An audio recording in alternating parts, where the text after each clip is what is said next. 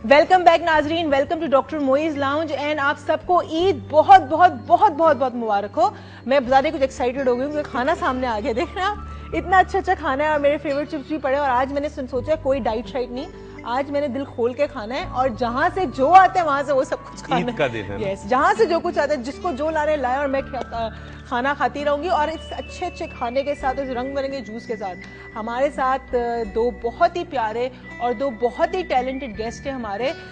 Both are very good designer and soon मुझे तो दिल चाह रहा है कि मेरे जल्दी कपड़े बना ले। I can't wait it, but they are with us and they are माशाल्लाह doing very well in their fields. They are very talented. Let me introduce you to them to you, Wahaj and Hira.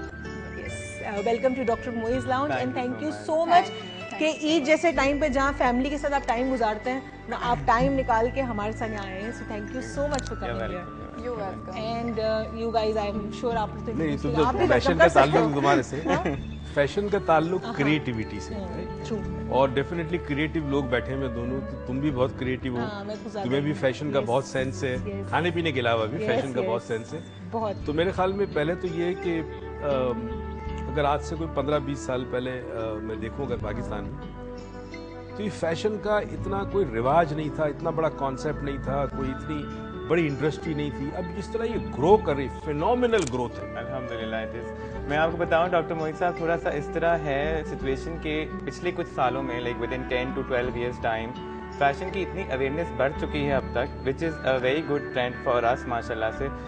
इस तरह के एक तो media ने बहुत support किया है, media has supported a lot because fashion के चैनल्स हो गए हैं स्पेशली जो खुल गए हैं।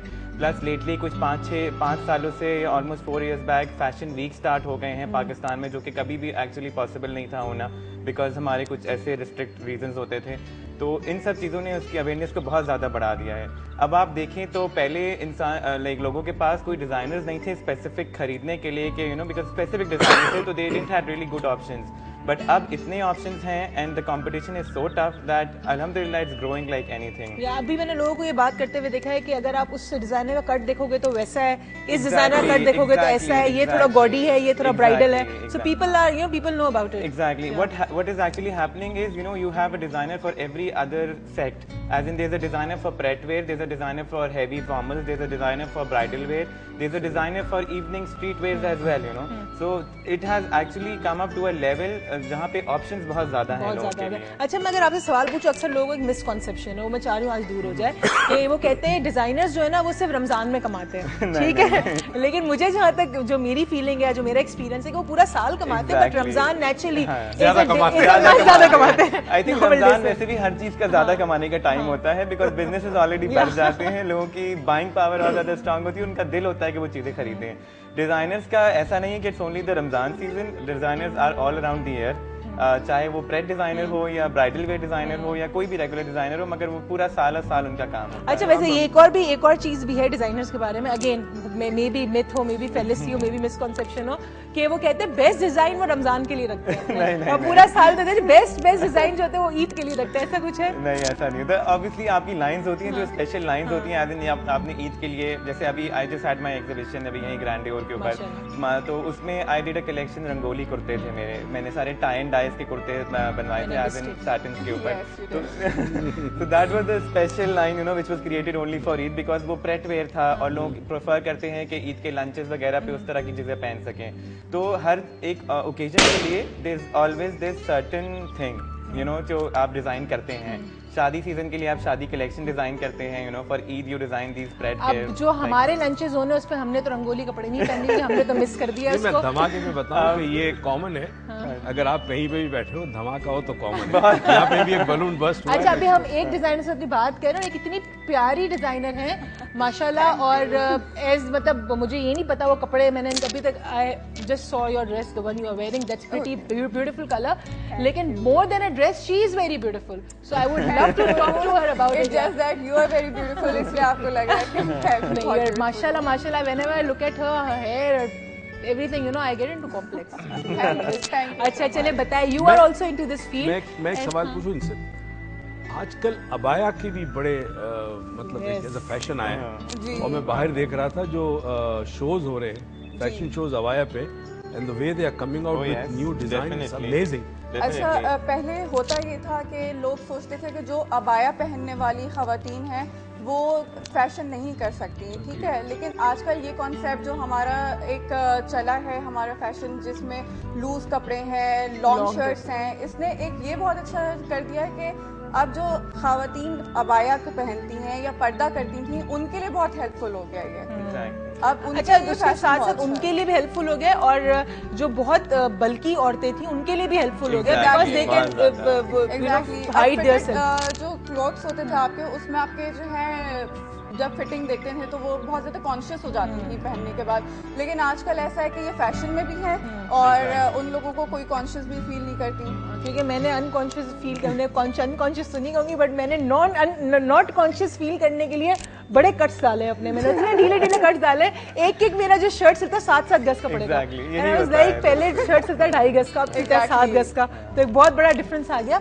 अच्छा, अगर मैं आपसे पूछूं एज ए डिजाइनर, ईद आप कैसे मनाते हैं? रेस्ट करके, क्योंकि पूरा रमजान काम किया होता है, या फिर you know want to party and go out? What do you do? No, what usually happens कि टू बी रियली ऑनेस्ट, मेरा तो काम ऐसा है कि हम रात के लाइक 3 बजे तक काम कर रहे होते हैं, बिकॉज वो इतनी at the end of the day अगर आपके कस्टमर के ऑर्डर्स नहीं भी होते तो आपकी फैमिली की चीज़ें होती हैं जो आपको कंप्लीट करनी पड़ती हैं। तो यूजुअली व्हाट हैपेंस इज कि वो हमारा जो स्ट्रेस है एटलीस्ट फर्स्ट सेकंड डे तो बिल्कुल वैसे ही गुजरता है, बिकॉज फैमिली है, लंचेस होते हैं, डिनर्स होते हैं, फिर ईद की नमाज के लिए आपको एज एन कहीं एज एन दादी के घर जाना है और एनीथिंग लाइक दैट, तो उसमें बड़ा बिजी हो जाता है। बट सेकंड डे के बाद it's the relaxation mode start, तो फिर होता है कि जी आपने दोस्तों से मिलना है रात में and then you have to party and everything. और इस मौके के ऊपर जो है ना सबसे ज्यादा नाराज हमसे हमारी फैमिलीज होती हैं। वो कहती हैं कि सबका पूरे जमाने का सीतो तुम लोग नहीं, टाइम है तो हमारे लिए। अब उनको कौन समझाएगा? अभी डॉक्टर मोइज भी होने वाले, इनका कोई रंगोली कुर्ता सच में to go on the lunches. मुझे आज किसी ने बड़ी एक थॉट प्रोवोकिंग बात कही, और आम सा आदमी था और पढ़ा लिखा भी था, उसने कहा कि ईद पे छुट्टियां क्यों होती है इतनी ज्यादा? क्या ये दीन से ताल्लुक है कि छुट्टी होनी चाहिए ईद पर? चलो एक दिन ईद की हो गई, सुबह आप नमाज पे चले गए, उसके बाद रिश्तेदार से, बाकी 2 दिन 3 दिन ईद पे छुट्टी क्यों? तो मैं वाकई सोचने लगा कि ईद का छुट्टी से कोई ताल्लुक नहीं है, बिकॉज ईद में जो आप 3 दिन गुजारते हो, आपने कहा ना second day rest, third day भी कुछ नहीं है। इनफैक्ट बाज मरतबा तो अब मुझे उरूज कौम में इतनी बोरियत हो जाती है कि हम ये 3 दिन करें क्या? हम तो सोच रहे थे planning to go to something outside Pakistan, Pakistan से श्रीलंका चले जाए, कहीं चले जाए, मगर इतना शॉर्ट टाइम था, प्रोग्राम्स हमारे डेली नियरली एवरी नाइट होते थे, लेट नाइट होते थे, तो we could not arrange it.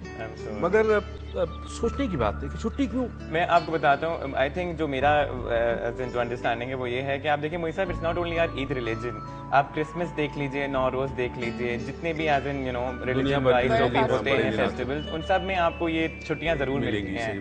तो आई थिंक मे बी एक ये ट्रेंड है जो हमेशा से चलता हुआ आ रहा है कि बिकॉज लोग इतना सालों साल काम करके इतने परेशान हो जाते हैं, so maybe this is like a break. I think basically Yahoo time, we all enjoy.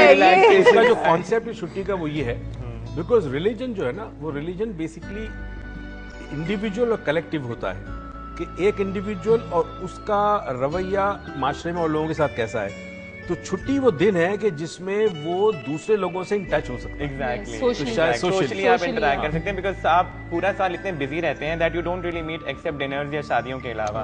Eid ऐसा दिन होता है कि आप एक्चुअली अपने खानदान वालों के घर जाते हैं, जिनसे आप मिलते नहीं है पूरा साल, आप उनसे मिलते हैं। So that is a very good approach. और हमारे यहाँ तो आई थिंक वैसे भी पाकिस्तान में या इंडिया में या जो भी साउथ एशियन कंट्रीज है, वहाँ तो बहुत ट्रेडिशन से बनाई जाती है। और ये तैयारियां आप देखें, 4-4 बजे तक बाजारों में आपको रश मिलेगा। मतलब जो चांद रात हुई है, अब उस पे हम भी तो रात तक घूम रहे थे। वो अलग बात है, मेरी मेहंदी नहीं लगी, मुझे स्मेल से कुछ होता है उसकी, लेकिन बट स्टिल लोग होते हैं ईदों पे और चूड़ियां पहनते होते हैं, यू नो एवरीथिंग। अच्छा, मुझे ये समझ नहीं आता है औरतों की बात, सच्ची बात है जो मैं आप दोनों से पूछूंगी, because you deal in women as well and only in women right now, and you will be coming out with your men's lines इंशाल्लाह in future, but this is the kurta that he has designed himself. तो आप देख लीजिए mains line आएगी तो क्या होगा। सो औरतें हर काम आखिर में क्यों रखती हैं? ड्रेसेस आखिर में बनाएंगी, चूड़ियां आखिर में पहनेंगी, हर चीज एंड में। तो वो मेरे ख्याल से डिजाइनर्स को भी इशू होता है जब वो एंड में आते हैं अपनी साइज कराने। बहुत ज्यादा। And the worst part it comes when actually they come over to you and they pressure you कि जी आप भी तो मेरे डिजाइनर हैं और आप भी तो मेरे सारे कपड़े बनाते हैं, और आप नहीं बना के देंगे तो कौन बना के देगा? और फिर इमोशनल ब्लैकमेलिंग होती है, and then ultimately you have to say अच्छा जी मैं बना देता हूँ, बट आई थिंक ये भी एक एक एज इन मैं बोलूँगा which is a very bad habit, but usually I think हमारी औरतों में यही प्रॉब्लम्स हैं कि वो at the end of the day उनको ख्याल आता है कि नहीं चलो मैं ये जोड़ा भी बनवा लेती हूँ, और उनको भी सब चाहिए हाँ उसमें। जी, उसमें ये भी लगा दो, उसमें वो भी लगा दो कि मैं शादी में भी यूटिलाइज कर लूँ, मैं ईद पे भी पहन लूँ।